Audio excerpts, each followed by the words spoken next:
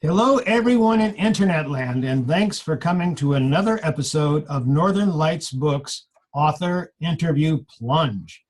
Today's guest is a mom, writer, wife, daughter, a bit of a superhero, and a human, in that order. She told me this, Heather LeRoss. Heather is the author of Just Tell Me I'm Pretty, Musings on a Messy Life. Heather's goal is to put kindness in the world, and she's doing that through her business as a life and writing coach who focuses on helping women dealing with depression and anxiety. And I'm hoping that she will share some of that ability to help people with us during the interview. Please welcome mom, writer, wife, daughter, sometime superhero, and full-time human, Heather LeRoss. Hello, and thank you for being with us today, Heather. Thank you for having me. My pleasure. We're going to go right into the questions, okay? Okay. Okay. What is your genre, or does it defy description? If you had to put it into a genre, it'd probably be in the nonfiction and then parenting humor. That's how I'm listed on the various websites.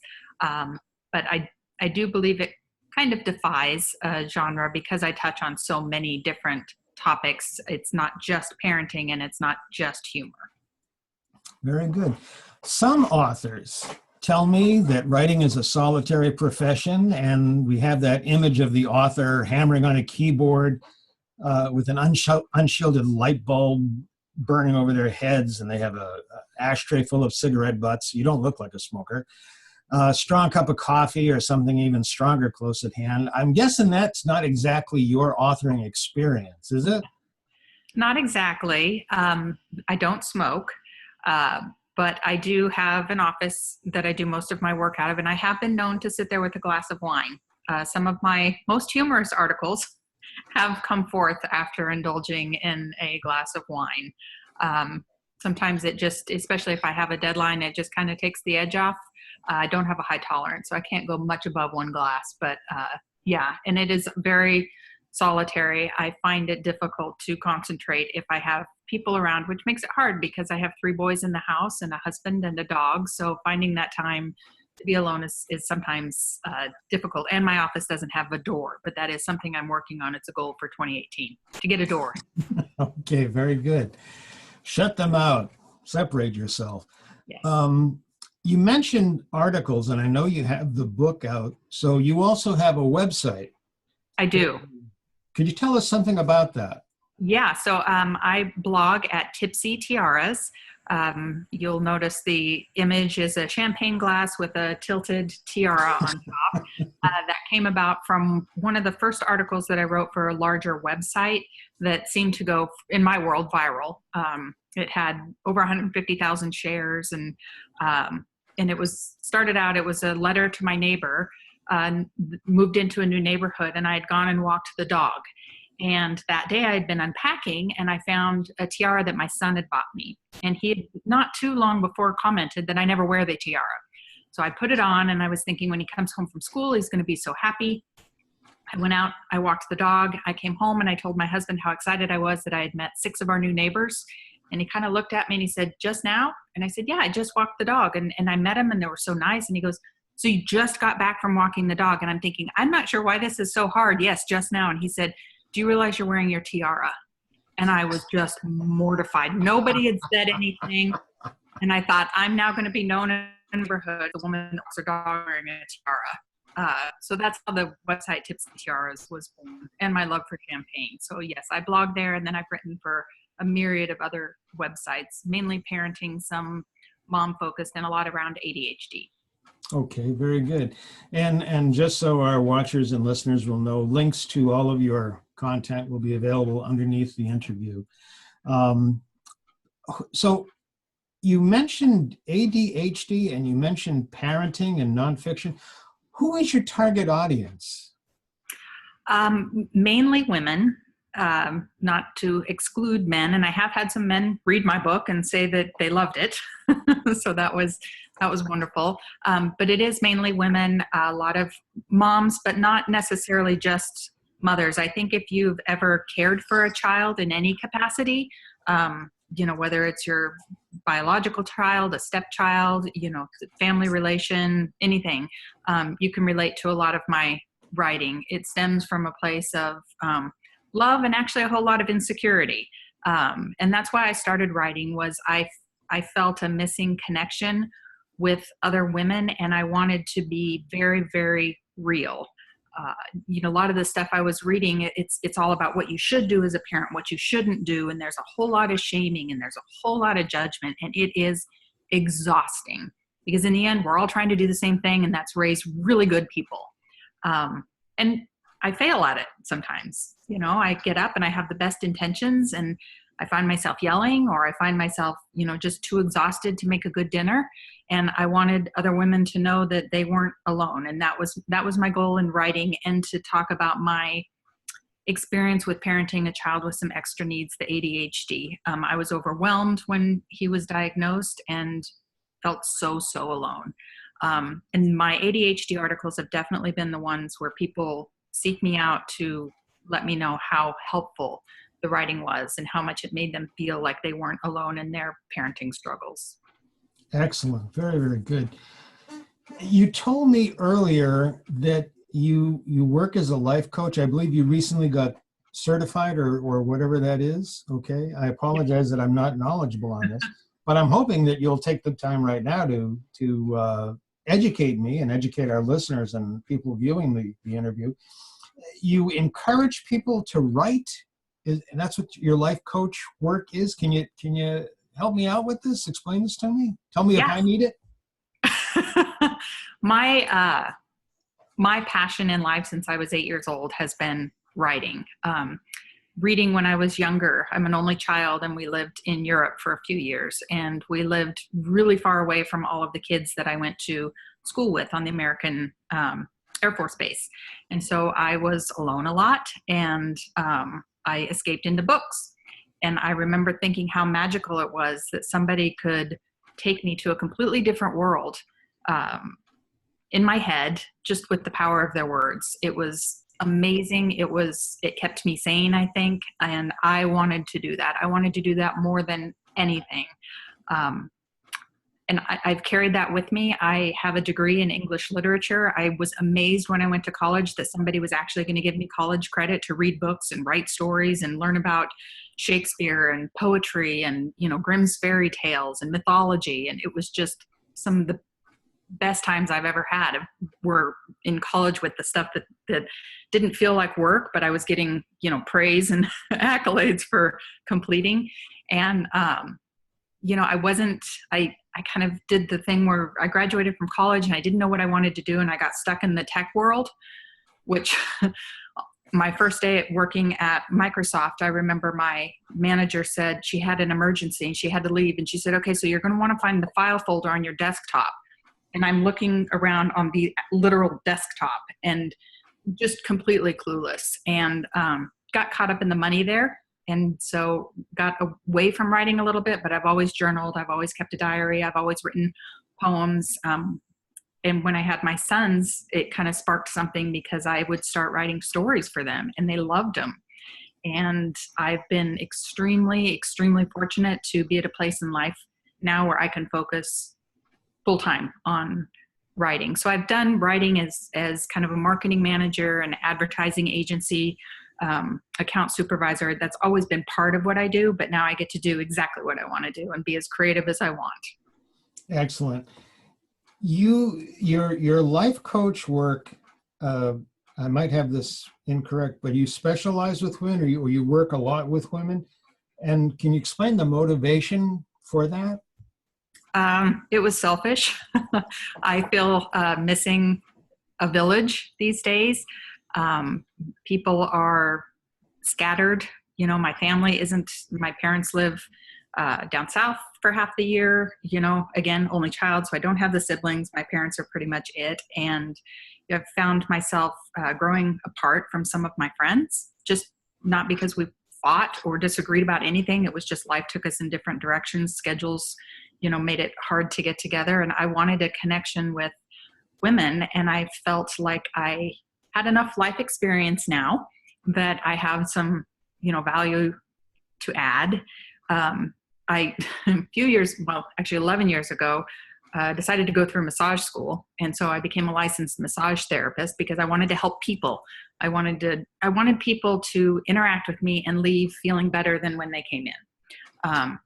Sadly, I discovered I didn't really like touching strangers. And then 3 months after completing my licensing, I got pregnant with my second son. And I was the primary breadwinner in my family, so I couldn't really leave the tech world at that point.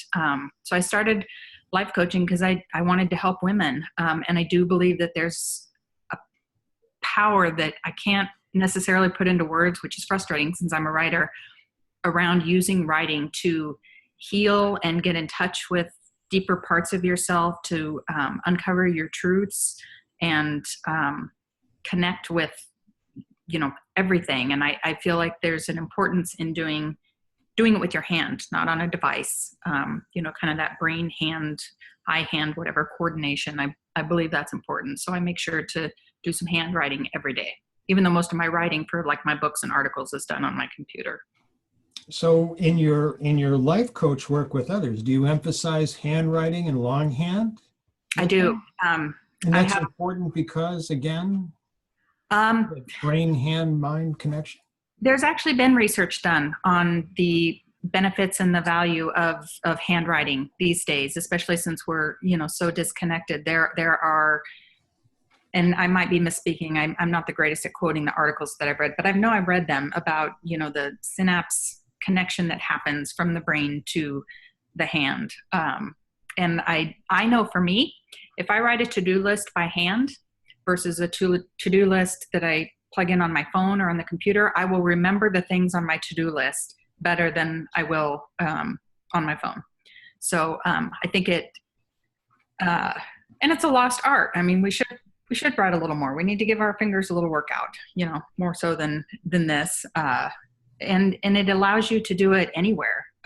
You can take your notebook, and I guess you could do that with your phone, but it's a little, I think you get more of a stickiness with the thought. And I find sometimes when I'm writing by hand, I go to a completely different place than I thought I was going to starting out than I do when I'm on my computer.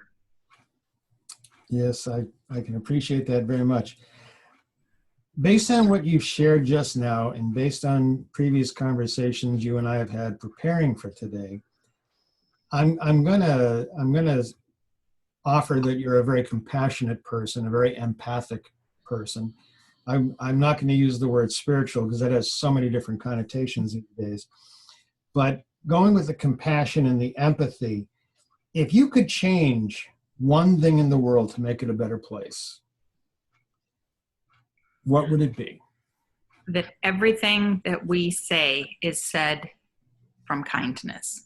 I truly believe that you can almost say anything, and you say it with a smile, and you come from a place of kindness, and it is received completely differently. And we lose that ability a lot with social media, and the fact that we're disconnected. You can't understand kind of the intent. I do believe in the value of a good old-fashioned phone call and meeting people in person for coffee.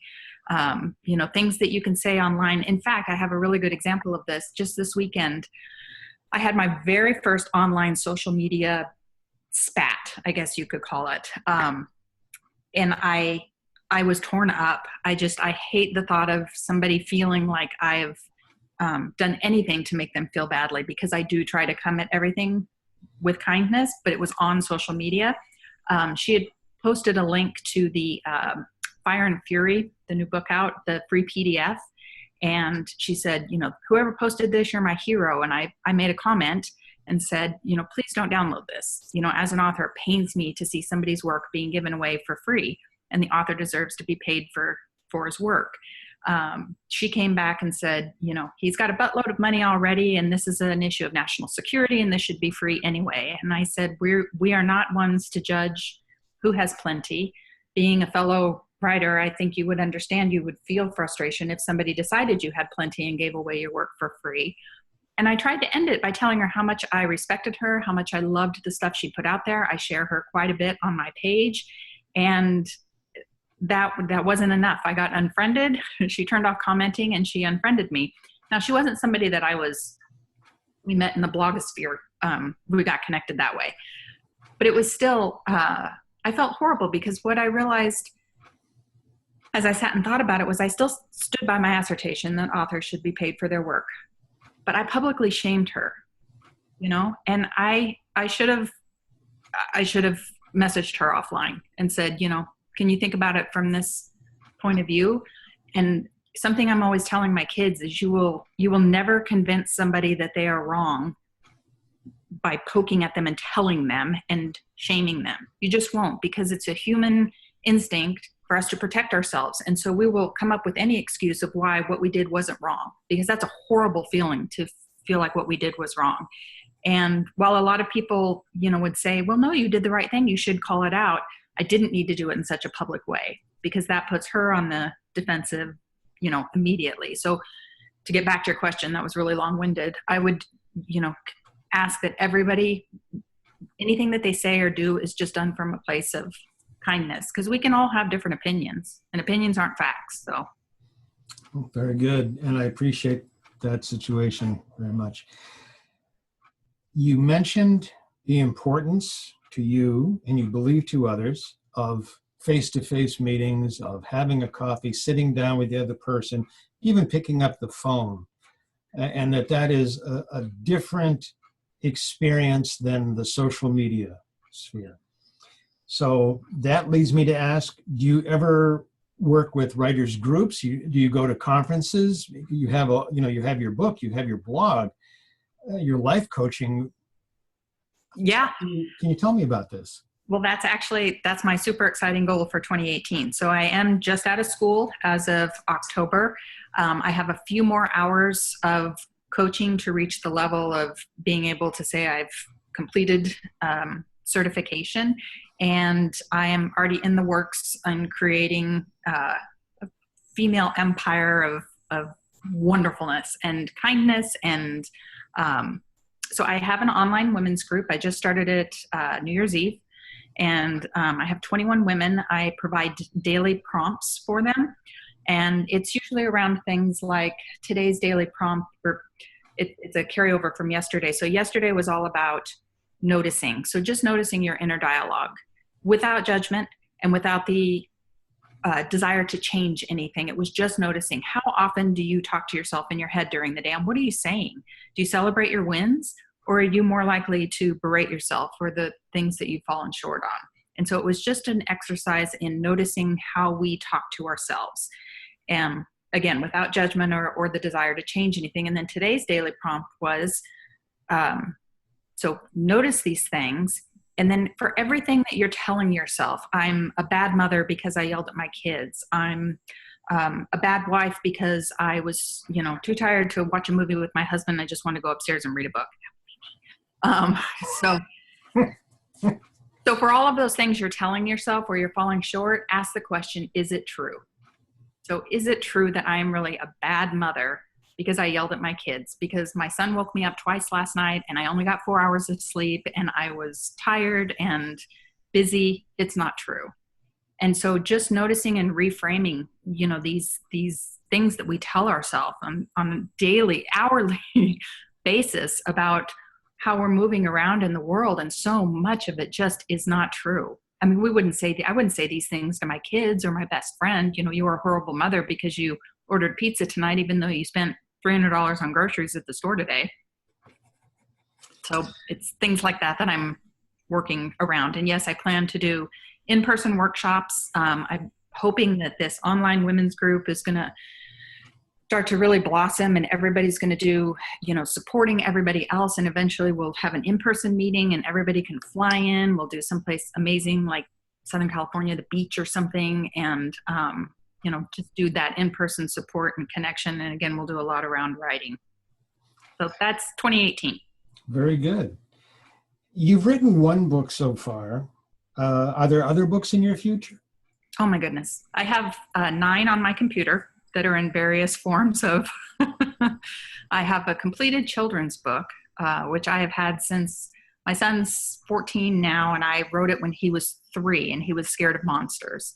And so I wrote a cute little monster story. So that one's completed. I also have another, I guess it'd be very young, probably, 7 to maybe 11, 12 age range, about 2 boys, and they fall into this magical world of dragons. And so that's in maybe a third of the way done. And then I have just a ton of ideas. In fact, I just got a new computer and I was transferring all of my files, and I thought, I'm going to go through my writing folder and see if there's anything I can pare down. And I'm the worst at naming files. It's like, idea 1 or book 30, So I'm clicking through and reading what all the different things are. And I came across a story. I didn't even know when I wrote it. And I'm reading it. I'm like, did I copy this from somewhere? This is kind of good. Like, what happens? And I don't know when I wrote it, what I was thinking for how it was going to end, but it was a really great start, which I'm really good at starting things. So yes, I have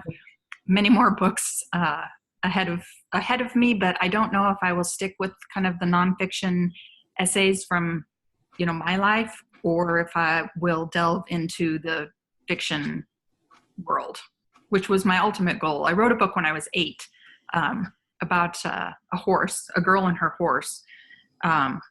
Took me 2 years to write. I wrote it longhand, and then finished it up on an old-fashioned typewriter, and then I lost it. So the world will never know that genius, but it was good. Okay, so my next question was going to be, when did you start writing? Obviously, you were writing these stories when you were a child. And what motivated you? You said earlier that you were an only child. You were living in Europe somewhere, I guess on a military base, and books were your escape. Yep. So you wanted to somehow share that escape with others. Yeah. And I'm going to ask, is that little girl still very active in you, getting the stories out? Very, very, very much so. I would write stories. I would write poems. One year for my mom's birthday, I wrote a bunch of poems, short little ones and then kind of longer ones. And I must have been about 12. So there was just the beginning of some teenage angst in there, but, still some of the joys of being a child. And I typed those out on my old blue typewriter and stapled and made like a little book for her. But yeah, that little girl is still there. I write silly poems for my kids all the time. I have a book of kids' poems. Actually, I should revisit that because there's quite a few in there. Just for Christmas this year, hopefully my kids won't watch this. My youngest still believes in Santa, and we have that elf, which I wish I'd never gotten, but we have the elf on the shelf. And so every year on Christmas Eve, that's his last night in the house, and then he flies home to Santa. He leaves a note for my boys. And I have to write in really, really, really tiny script because he's tiny and he wouldn't write very big. So I write really tiny script, and I usually write him a poem. So I have those saved and I write them poems all the time. Poetry is actually a really great way for me to process a lot, feelings and stuff. I don't often publish many of my poems, but yeah. So you're basically saying that you're Shel Silverstein, the apparent heir to his work. I've had, so my old Facebook page and I'll call it my previous life, before my divorce, I would post a lot of my silly little poems there, and people would say, you're like the Dr. Seuss, like Dr. Seuss crossed with Shel Silverstein. In fact, I did write a poem this weekend. I had a little bit of sinus stuff, and it was all about, it was a limerick, actually. It was, I think my head is full of ick. I think I'm getting sick. My nose just blows. I can't remember it, but it was kind of, was the AABBA thing. So I do still post some silly things like that, but I would probably never put that in a book and try to sell it. Well, gosh, because now it's on the internet, it is live. What's the most embarrassing thing you've talked about in your work? Oh, anybody who reads my book knows that there's not a whole lot that's off the table when it comes to me personally. I don't necessarily write a ton about my blended family. That's actually really hard, and I need to process that on my own. But pretty much anything with me, I've written about. So in my book, there is a chapter called I Soiled Myself in IKEA. And it's a story about when I was pregnant with my second son, and I was miserable, and I had hemorrhoids very badly. And we had to go to IKEA to get some furniture for his bedroom. And I had my first son with me, and I popped in a preparation H, and off we went. And this was a few weeks from my due date, so I was big. And we're walking around IKEA, and I had to toot. And that's just a fact of being pregnant, and suppositories do that to me. And so I was tooting my way through IKEA, and we went and we had the Swedish meatballs for lunch, and my son said he had to go to the bathroom, so we went in the bathroom, and I was bent down, helping him, and I let one rip like you wouldn't believe. In fact, the little kid in the next stall started cracking up and was like, "Mommy, that's the loudest poof I've ever heard." And I was just mortified, but what are you going to do? So I hauled myself up, and we finished our shopping trip. We got our cinnamon roll, and we left, and I got home, and I was going to the bathroom, and I looked down at my pants, and I had the biggest stain of, I didn't actually go to the bathroom in my pants. It was just the nastiness. So I wrote about that, and I put that out there. That probably was the most embarrassing. Although I've written about, I passed out in the eye doctor's office one time because I hate eyeballs. And she started talking about what my eyeballs were doing, and I told her I wasn't feeling well, and that the room was starting to spin, and I was sweating, and I said, "Can I get on the floor?" And she said, "Okay." And the next thing I know, I was on the floor, looking up at her. I'd passed out. So there's all sorts of fun things like that in my book. There's a lot of humor. I'm thank you for sharing. And I want to remind everyone that the title of your book is Just Tell Me I'm Pretty. Musings on a Messy Life. Yeah. We're talking here with Heather LeRoss, who was concerned, by the way, that she should be wearing glasses or not during the interview. So, she's pretty. She's pretty, folks.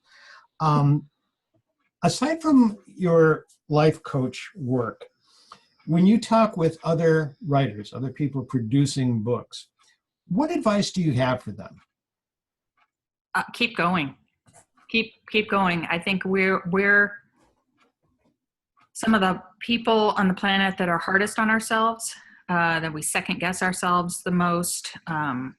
We're scared. I had a piece just last night, and it started out as a poem, and it kept coming up and saying, "You need to do more with me. You need to do more with me. I need to be more than a poem." And I flushed it out yesterday, and I was scared. I didn't know if I should put it out there. It was actually something about being a blended family and how hard that can be. And there's a group I'm a part of, and it's a closed group. They're very compassionate. It's a safe place. And I thought, I'm going to post it there and just, see what happens.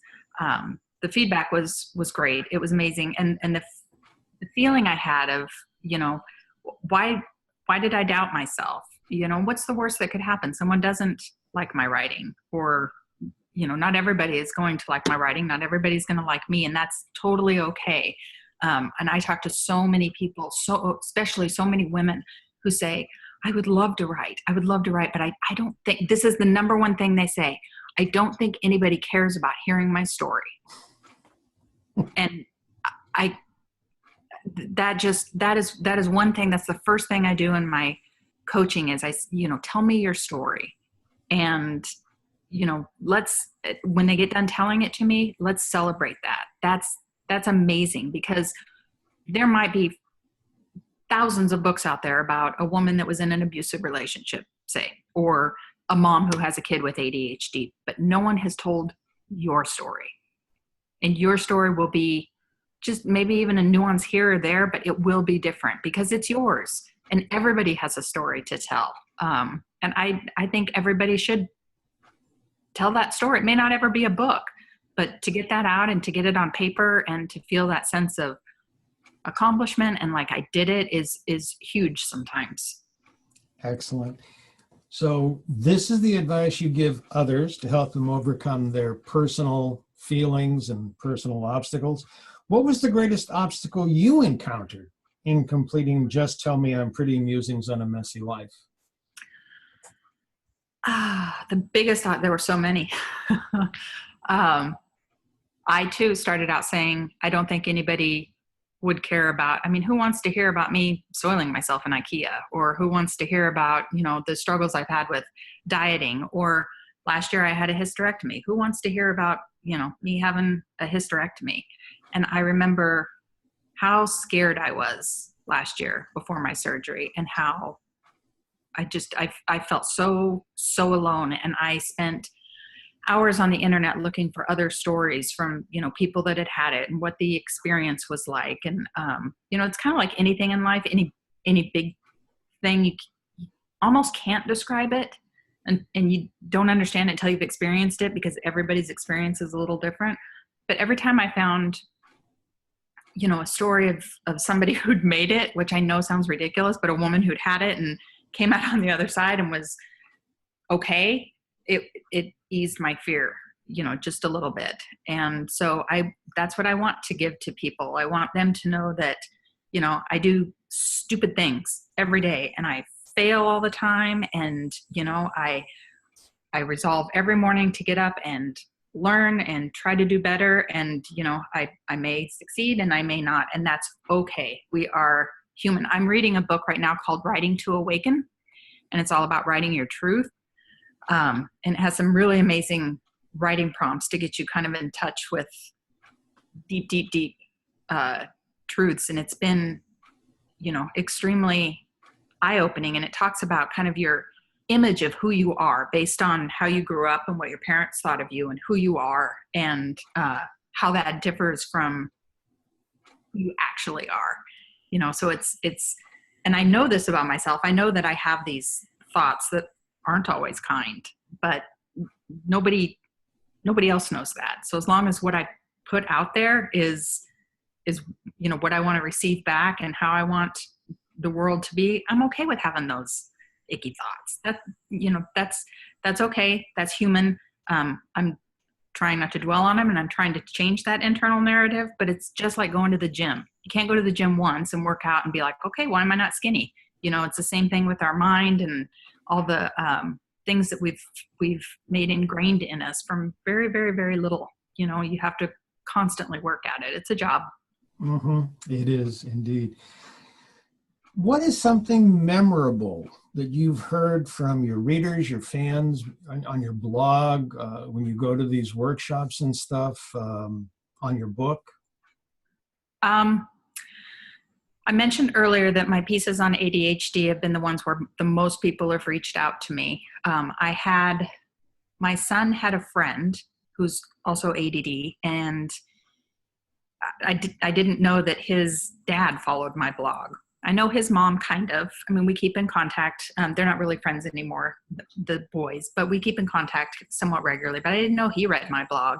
And I wrote a piece on the power of our words, and how my son, because of how his brain works and what he's used to, he doesn't always hear what I say, meaning he oftentimes, will add words into what I'm saying because he's so used to hearing the negative, everything he's doing wrong, every way he's failing, every way he's being annoying.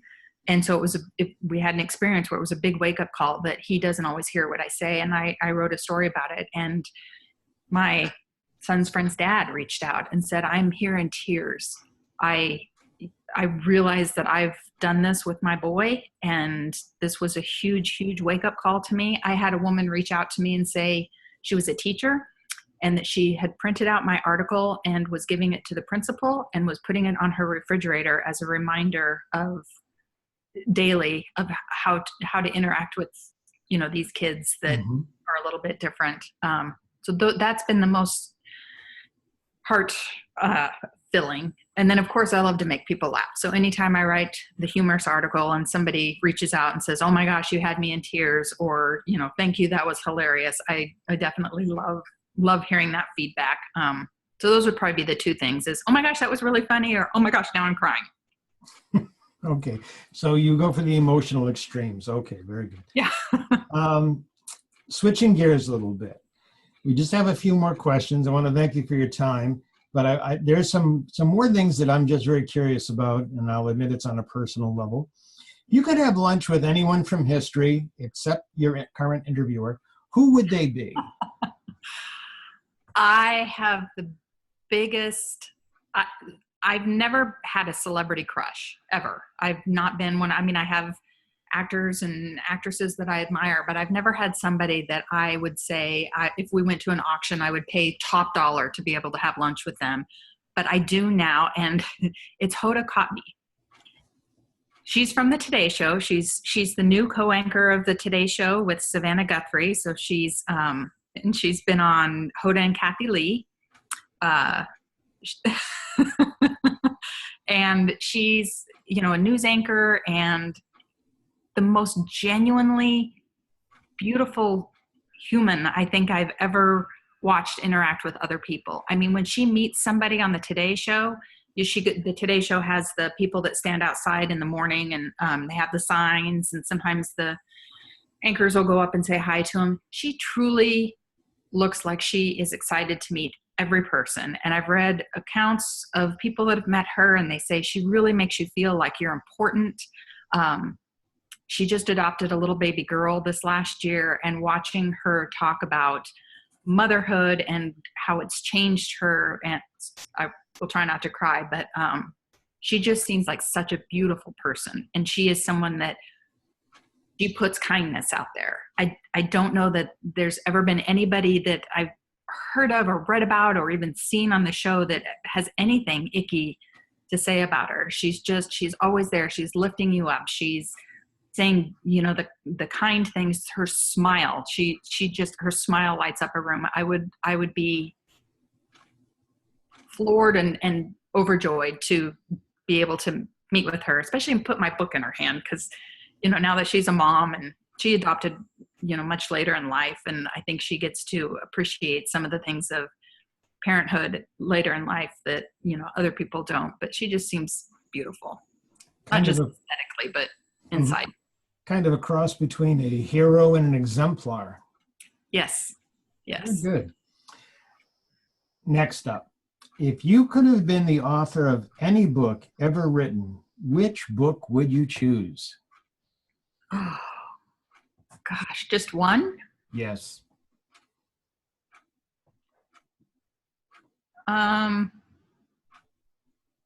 There's so many, but probably Harry Potter. And I say that not because it's one of the best-selling, and I could pick any of the books. I wouldn't care which one. But because the books were so huge and resonated with so many people and were so beloved, she has a platform now. She has a loyal fan base, and she's often used that for furthering good causes. And I think the more people you can reach and that stand behind you, the better off we have to make some of the change that we want to see in the world. So because I would love for people to be kind and more mindful and less judgmental. I do have to say that's one thing I stay away from on Tipsy Tiaras. I do not do any mom judging or mom shaming. You want to breastfeed, you go ahead. You want to bottle feed, you go ahead. It's not my baby. It's like the not my monkeys, not my circus. You do you, I'll do me. But yeah, if you have a book like that, really great writing, amazing storytelling, total perfect way to escape. But then the other side is you now have the ability to make some amazing change happen with your fans. Very good. One last question. Again, I want to thank you for your time, Heather. This has been great. One question, final question. I swear, it's my last question.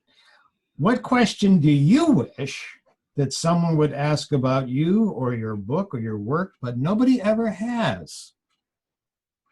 Question I wish people would ask me. Nobody has asked me how I knew I was done. So I think one of the hardest things for me as a writer is to know when I'm done. I could have continued with this book and put a ton more of my articles in there, or kept going. And how did I know I was done? There was a fear around being done, because once you're done, then the next step is to put yourself out there. And so with this book, I did iteration after iteration. This book was written in so many different forms. It started as a fiction book, where I was just going to put some little true stories peppered in. You know, it was going to be more about a book about a girl and her mother with some of the funny things that happen now that I'm a mother. So I had that version on my computer. It was going to be just stuff that I'd never put out into the world before. So I was trying to write new stuff, which felt icky. It wasn't flowing. And so nobody said, you know, how did you know you were done? And it came when I I put the last article in, and I thought, you know what? All of a sudden the last chapter came to me, and I knew how I wanted to end the book was about love. And so I wrote it, and I put it in I wrote it in the Word doc, and then I added it to the Uber Word doc, and I looked at it and I thought, there's just nothing left to say. You know, I think I've covered everything, and I feel really good. And it was just a gut feeling. But nobody's ever asked me that. And I'm the worst track record with actually finishing things. So that was a big one for me, is how do I know I'm done? Very good. Heather, once again, I appreciate your time. I appreciate your chatting with us today. This has been for me, it's been a great interview. I've learned about so much about pooping in IKEA and breastfeeding. You know, it's, speaking for all the males in the audience, has just been eye-opening. Thank you for sharing. Eyeglasses or not, you are a beautiful, pretty person. Musings on a Messy Life. Everyone, the links to all of Heather's material will be underneath this interview. And I hope you will comment up a storm, because this has been great. Thank you, Heather. Thank you so much. Take care. Super fun. Bye-bye. Bye-bye.